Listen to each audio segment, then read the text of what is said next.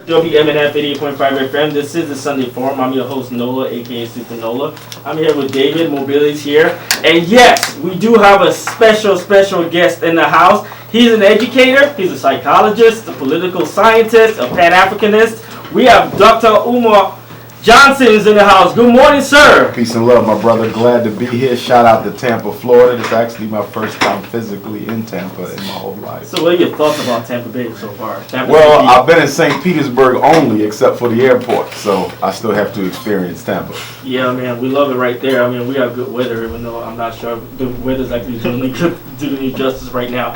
So, Dr. Umar, I mean, you're known as a Pan-Africanist. For those who actually listen to you right now, right here in Tampa Bay or St. Pete, Florida for the first time, what is a Pan-Africanist? Well, Pan-Africanism is the black man's oldest formal political ideology. To summarize it in three simple precepts, the first one would be that all people of African descent are members of the same human family. So whether you are in Nigeria speaking Igbo, whether you're in London speaking the Queen's English, whether you are in Cuba or Puerto Rico speaking Spanish, or in Tampa speaking English, we are all members of the same family. Whether we light-skinned or dark-skinned, Muslim or Christian, middle class or underclass, we are all members of the same family. And we believe that we should identify on the level of our global African family more so than any other organization to which we belong. So I'm an African who happens to be a Muslim. I'm not a Muslim who happens to be African. No religion can replace culture. African culture is older than every religion on the planet, so it always comes first. It's also the only group membership we have that was chosen by Supreme Consciousness, Almighty God. Everything you belong to, you chose. You can walk away from it tomorrow, except your Africanity. All right. If you're listening right now, this is WMNF 88.5 FM. This is the Sunday Forum. We have Dr. Umar Johnson here. If you have any questions, comments, or concerns, phone number is 813-239-9663. If you prefer to send us a text at 813-433-0885. Quick question for you. I mean, you use the term Africans. I mean, tell us a little bit why it's so important to use the term African instead of using the term African American, Caribbean, or anything else. Well, nothing wrong with saying African Caribbean or the like, but I take issue with the African American term, which is something that was given to us by Jesse Jackson in 1988 at an Urban League conference. And he did it because he wanted to give African people some sense of self-esteem and at the same time tie them in politically to the American identity thing, which I think has had a lot of disastrous consequences because that term African American has allowed us to fall for the illusion of inclusion, the belief that you belong to a political reality in which you absolutely do not. So when you say African American, how can you be the oppressed and the oppressor? How can you be the slave and the slave master? How can you be the rape and the rapist? How can you be God and the devil in the same body? So the term African American, I think, embodies the entire contradiction of our psychological homelessness and our wanting to be American, although we never have been accepted as such. Yeah, absolutely. Thank you very much. Dr. Umar, you're a child psychologist. Talk to us a little bit about what you're interested in and why you're so engrossed in that sector of public service. Well, special education and ADHD, in my work of almost 20 years, I've discovered has been the single most powerful weapons of mass destruction used against black boys and even girls now. Misdiagnosing our children with these glow-in-the-dark, cannot be proven disabilities has had a lot of very fatal and disastrous consequences. When we talk about the school-to-prison pipeline, we're actually talking about the special education to prison pipeline. It's the learning disability. It's the mild mental retardation. It's the ADHD. It's the conduct disorder. It's the emotional disturbance. It is these labels that are leading so many of our young men out of the back of the classroom into the front of the prison cell. And when we talk about this ADHD thing, we have to recognize that the United States government is putting millions of black boys on dangerous psychiatric meds at the same time it claims to be engaged in a war against drug abuse. How can you have a war against drugs, just say no, when you are legally giving black boys toxic medications every day so they can sit still long enough to learn about Christopher Columbus being taught by white women who have no stake in their success? Yeah, absolutely. I want you to talk to us a little bit because I was at your speaking engagement yesterday. Spirit of the House at the Palladium Theater. A big shout out to the One Nation promotion. Yes, One Nation, one love. Brother Darius, I was a big shout out to Brother Darius for bringing you here. And you talked a little bit about the relationship between 1954 in the 1980s about Brown versus Board of Education in the 1980s of the introduction of ADD. Can you talk about that a little bit? Certainly. In 1954, the Supreme Court outlawed the use of race in educational decisions. 1975, we get special education. That is not a coincidence because every other attempt to integrate black children in predominantly white school districts failed. So special ed became the solution to integration by allowing white school districts to resegregate the black child, only this time using these labels as opposed to color. So instead of putting a black boy in a special class because he's black, you can justify it legally by saying you're doing it because he has a conduct issue. He's mentally retarded. He's learning disabled. He's emotionally disturbed. And by doing so, you basically achieve the same end of segregation, but you do it based on disability, not race. Segregation is legal in America.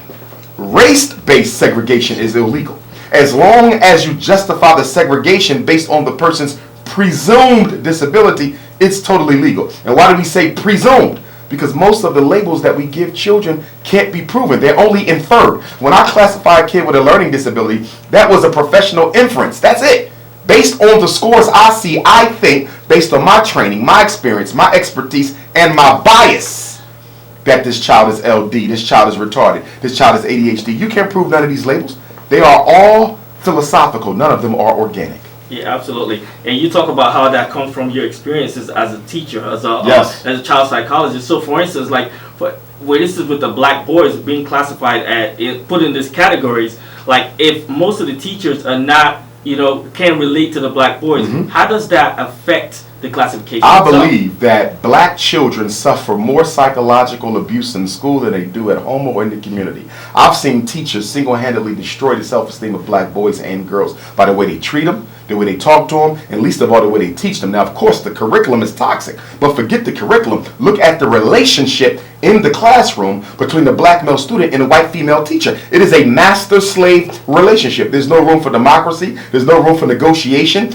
There's no appeal process if you feel you're being disrespected. If a child does not like how he's being treated in school, there's not a single public school in America, not a district in the nation that has a protocol in place where he can appeal the treatment he's receiving, which means that the school is nothing but a jail. And the only difference between prison, miseducation, and incarceration is one, you sleep, and the other, you go home at 3 o'clock. Yeah, absolutely.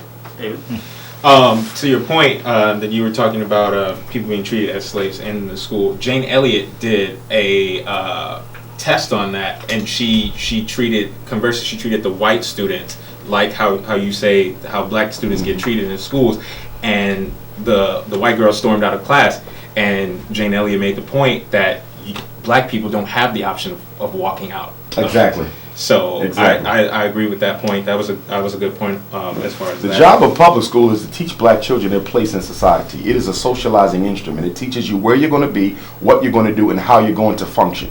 And in order to be successful in that system, especially as a black boy, you have to accept that place that white society has already ordained for you. And because most black boys can accept that. See, a child is still honest. A child has not yet been taught how to lie politically. So when a child knows something isn't right, he automatically reacts to that. And that's why so many of our boys are being suspended, expelled, diagnosed with these conditions, put on this medicine, because he's an unapologetic African male student and he cannot accept oppression. But then he goes home, he tells his mother and his father what's happening to him in school, and they're telling him they can't do anything about it, or they're telling him to just accept the treatment. Can't you just put up with this until the school year is over? And he's saying to himself, why do I have to accept injustice in order to get an education? And so the parents unconsciously and indirectly are also conditioning the child to accept white power. Right.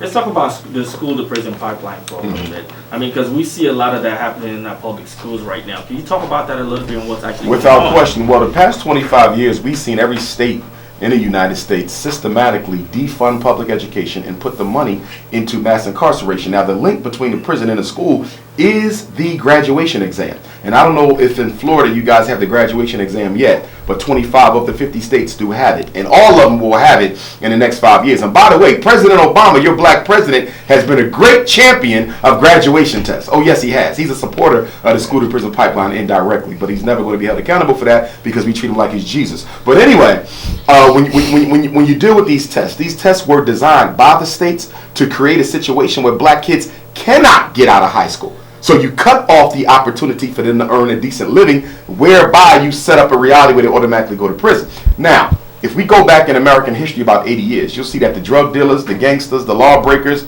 were Jewish immigrants, Italian, immigrants, Irish immigrants. They got drunk, they killed each other, they was gangbangers, they sold dope, they shot guns, not because they was genetically predisposed to do that, but up until 1940, they were not considered white people. The United States Congress had to make them white by an act of legislation. So before that, they were just considered guineas, you understand? And so because of that, they were given no opportunity. Once they were considered white people, they gave the Irish, the police department, they gave the Italians, the fire department, and they gave the European Jews the civil service jobs in every city that they still control to this day. Right. All black people did was go into the criminal underworld that was once occupied, regulated, and dominated by Southern European immigrants, and we're simply doing what the Italians, Jews, and Irish used to do. Right. But when we commit crime, they go to the psychologists and the researchers, and they start coming up with fancy theories saying, well, maybe black males have a gene that predisposes them to violence. Maybe their DNA is effective. Maybe they're animals. Maybe they're monkeys. You didn't say that about the Jews, the Italians, and the Irish, but you say it about us. And the reason they love to blame it on genetics is if you can make society believe that the black man and woman are who they are by virtue of ancestral DNA, Right.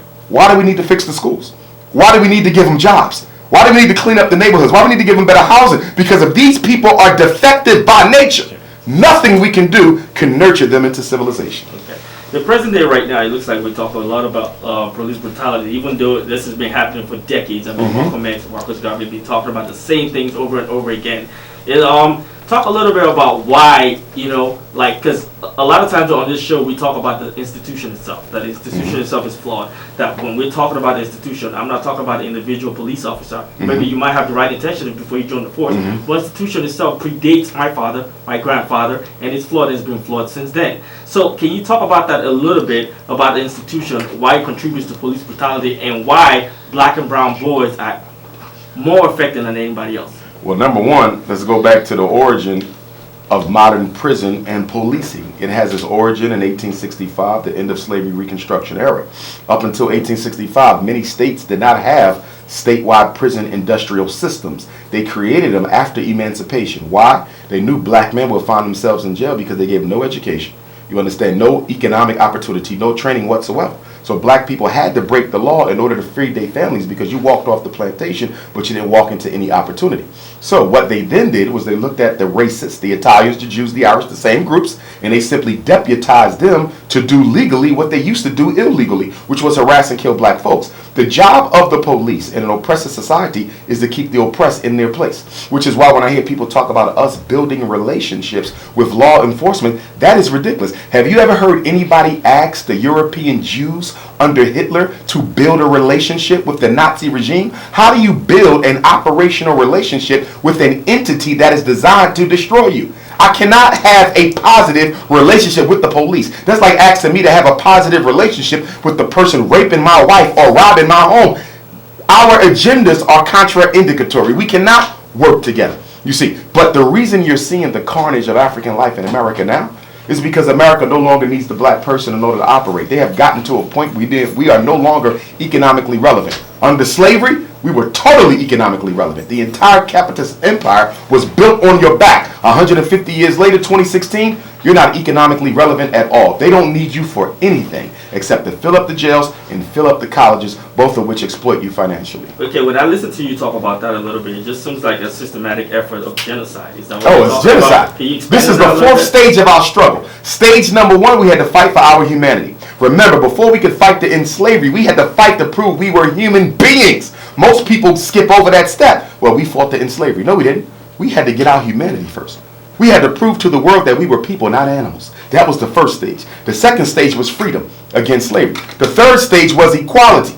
And now we're in the fourth stage. And the fourth stage is not for humanity. It is not for freedom. It is not for equality. It is for survival. This is stage 4. Survival. They're trying to exterminate the entire African race, not just in America. We just came back from Senegal and South Africa. In South Africa, the South African government, the ruling ANC, the party of Mandela, has made Chinese people officially South Africans. So if you're Chinese living in South Africa, you are equal to the native Africans who live there. They have also put Mandarin language in the schools in South Africa. That is now a native language of South Africa, the Asian language of Mandarin. So even when you go across Africa, Europe, you can clearly see that there's a plan to eliminate black folks. We was at the Apartheid Museum last week. In the Apartheid Museum, there was a book teaching children the alphabet. An African book on alphabet. No black children in the book. Latinos, Arabs, East Indians, Chinese. How are you going to have a book on African language with no black children? They're telling you the plans for the future. The word eugenics means good stock. The selective extermination of African people. Remember, genetics means what? Kill the gene. It doesn't mean kill poor blacks. It doesn't mean kill revolutionary blacks. It doesn't mean kill the bourgeois blacks. It means exterminate the gene. That means you got to kill everybody. No one will be exempt in the final analysis. After they use Obama, after they use other blacks, they will come for them too. Okay. So you talked a little bit about other groups that actually overcome their difficulty and everything else. I mean, like with the black people right now in America, how do we overcome something like that? Because when you talk about the factors and the genocide, the systematic genocide that's actually happening right now, we don't have the amenities or the factors of production to actually survive on our own, especially in this country. I know we have Africa, and I've always talked about, one of the questions I wanted to ask you yesterday is, because I always thought about, okay, what if we had a system in which like every black person in America, or every black person all over the world is able to have dual citizenship for any country in Africa. So that way you have that country as Africa as a backfall, because you have the Jews in this country have Israel. The Chinese in this country have China. I mean, other people have other countries who they could fall back. Everybody has a dual national citizenship, except us. Yes, absolutely. And talk to me about that a little bit. Well, Zbigniew Brzezinski, who created the Trilateral Commission for the Rockefeller family. He's also the guy who predicted President Obama's presidency before he was even senator of Illinois. Obama was made for Negroes, okay? But anyhow, Zbigniew Brzezinski said the only threat to white supremacy, the only threat to the New World Order, and this is coming from white supremacy's most respected intellectual scholars. He said, if we allow blacks in America to politically, economically unite with Africans on the continent, it will only be a matter of time before all of our schemes fall apart. He said that Pan-Africanism, without saying Pan-Africanism, is the only threat to white supremacy. He said it. So it's obvious what we must do. But the problem is most of us do not psychologically identify with Africa. Most of us want to be everything except African. We keep coming up with new names for what we want to be because we hate self so much. You understand? So in order for you to build a relationship with Africa, you got to first admit that there's common ground there. And a lot of us don't have it. And of course, you got to get over the arrogance in Africa. Some brothers and sisters in Africa do think that they're better than us because they didn't wear the chains. And some of us think we're better than them because we was taught by the richest, most powerful white man. So we got to get over those tribalistic tendencies to self-destruct. But if we can work together politically, economically, it's a wrap. For example, everyone's talking about taking money out of the white bank, put them in the black banks. That's all right. But what if we took the money out of the white bank and put them in African banks? Look at what you're doing in that type of a situation. Everybody don't have to go back to Africa, but some of us will have to help build Africa up. Garvey said a strong man is strong everywhere. The problem with the black struggle in America, it is isolated.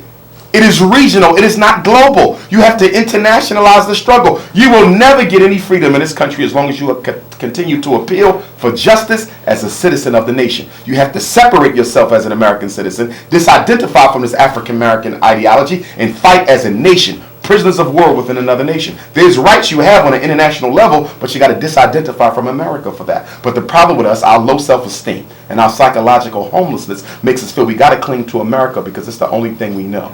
We suffer from battered spouse syndrome, just like a woman being beat by her husband. We've been beat by America so long we don't think we can exist without her. Right. Thank you very much. You listen to WMNF 88.5 FM. This is the Sunday Forum. I'm here with special guest Dr. Umar Johnson. If you have any questions, comments, or concerns, feel free to call us. Phone number is 813-239-9663. Or you prefer to send a text at 813-433-0885. I think we'll go to the phone lines now. I think we have a call. Yeah, we certainly do. I'm going to go to you who've been waiting for the longest time. It looks like that's going to be Johnny and in St. Petersburg. And Johnny had an issue for us. Go ahead, Johnny. Good morning, Johnny.